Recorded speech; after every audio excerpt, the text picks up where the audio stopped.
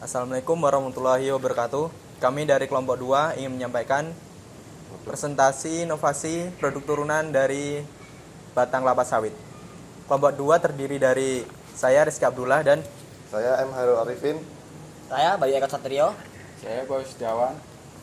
kemudian pendahuluan akan disampaikan oleh saudara Arifin.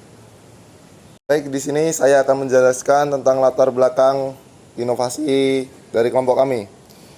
Latar belakang, kurang pengetahuan petani tentang pemanfaatan batang sawit hasil replanting yang hanya melakukan proses chipping. Sebenarnya, batang kelapa sawit bisa banyak dijadikan atau dimanfaatkan menjadi barang yang mampu menghasilkan produk untuk dijual kembali, seperti bahan makanan, gula merah, dan bahan mebel, kayu lapis, flooring, dan sebagainya. Karena petani hanya tahu batang kelapa sawit dicipping dan dibiarkan membusuk, sehingga pemanfaatan untuk dijadikan komoditas lain belum optimal dilakukan. Sebenarnya, langkah terobosan yang sangat bagus kalau bisnis pemanfaatan batang kelapa sawit dapat direalisasikan, karena juga akan menekan laju deforestasi serta mengurangi penyebaran orites. Dengan persediaan bahan baku yang melimpah, kami berharap ekonomi masyarakat makin meningkat dan lebih sejahtera. Media penyuluhan yang kami sampaikan yaitu 1. Sound system, 2. Poster, 3. Infocus, 4. Gula merah, 5. Kayu lapis. Tujuan penyuluhan ini adalah dengan permasalahan petani kelapa sawit yang kurang pemahaman tentang pemanfaatan batang kelapa sawit, maka kami melakukan penyuluhan dengan tujuan 1. Memberikan pelatihan kepada petani kelapa sawit pemanfaatan batang kelapa sawit. 2. Meningkatkan hasil perekonomian masyarakat sekitar. Selanjutnya pembahasan akan dibawakan oleh saudara kita Bayu Eka Satrio. Baiklah, saya di sini akan menyampaikan pembahasan. Pembahasan. Yang pertama yaitu batang kelapa sawit. A. Sebagai bahan makanan, yaitu sebagai gula merah. Yang kedua yaitu sebagai bahan mebel. Yang pertama, kayu lapis. Yang kedua, yaitu flooring. B. Kelebihan dan kekurangan batang kelapa sawit. Kelebihan 1. Sebagai bahan gula merah. Yang kedua, sebagai bahan mebel. Yang ketiga, sebagai jembatan. Kerugian yang pertama yaitu jika tidak diolah akan membusuk. Yang kedua, bisa menjadi sarang orites.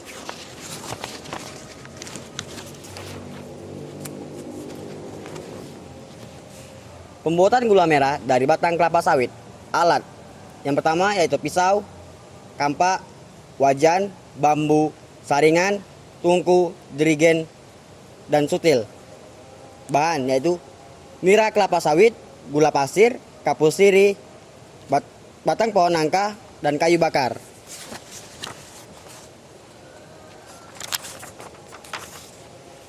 Cara pengambilan nira kelapa sawit yaitu dengan cara pucuk pohon kelapa sawit yang ditumbang kita bersihkan dengan menggunakan kampak atau parang. Setelah kelihatan umbutnya, kita ambil pisau yang tajam lalu dipotong tipis sehingga mengeluarkan air.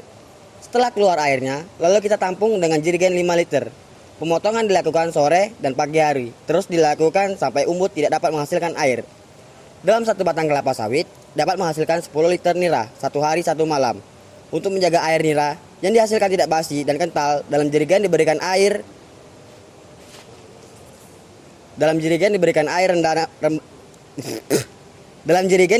rendaman kapur sirih. Dalam setiap jerigen diberikan 10 ml atau 2 sendok teh air rendaman kapur sirih tadi.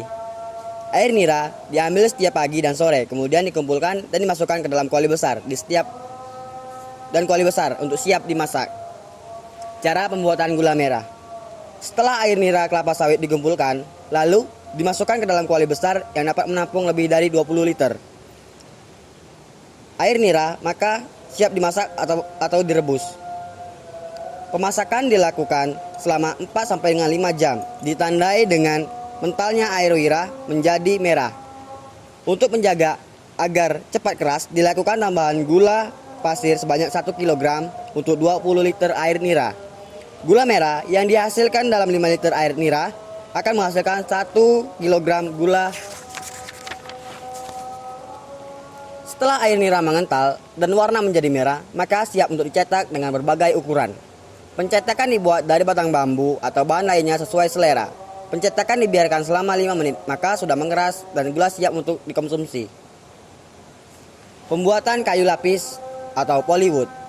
Sekarang, kayu lapis digunakan secara luas dalam kehidupan sehari-hari, terutama di industri konstruksi dan furnitur karena fitur-fiturnya yang luar biasa, seperti harga rendah, daya tahan tinggi, lapisan-lapisan yang membentuk polywood. Lapisan-lapisan yang membentuk polywood sengaja direkatkan bersama pada sudut kanan bolak-balik.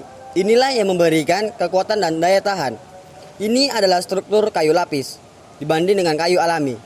Butiran silang ini juga mengurangi kemungkinan kayu membelah saat memaku di tepinya. Dan itu membuat kayu tahan terhadap lengkungan, retak, dan memudar.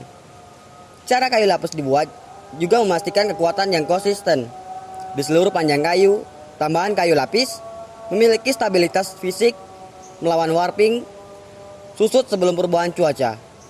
Untuk membuat kayu lapis, bahan yang tahan lama yang memiliki kelebihan luar biasa dan mengganti dan melampaui kayu alami dalam aplikasi tertentu juga membutuhkan proses kayu alami dalam aplikasi tertentu juga membutuhkan proses produksi yang ketat dengan teknologi dan bahan baku yang baik.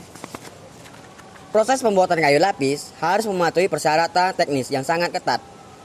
Pilihan bahan baku dengan hati-hati untuk membuat thinner berkualitas tinggi, lalu diresapi, dikering, terpaku, dan ditekan panas.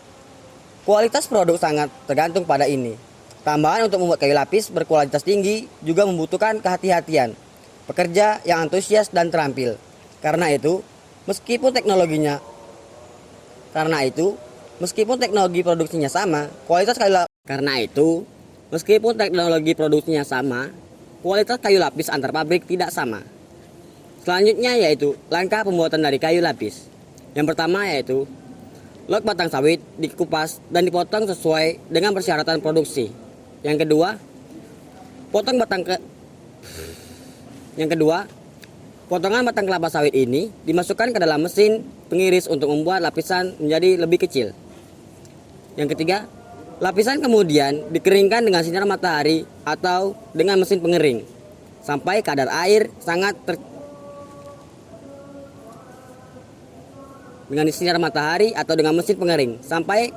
target tercapai. Ini akan memperkuat kohesi ketika mereka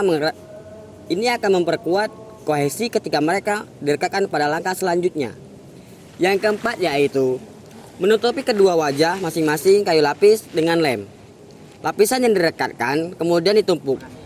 Thinner yang berdekatan ditempatkan secara horizontal 90 derajat satu sama lain.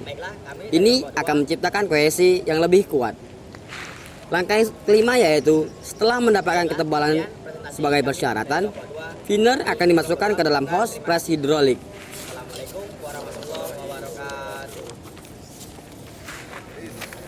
Waktu dan suhu proses tergantung pada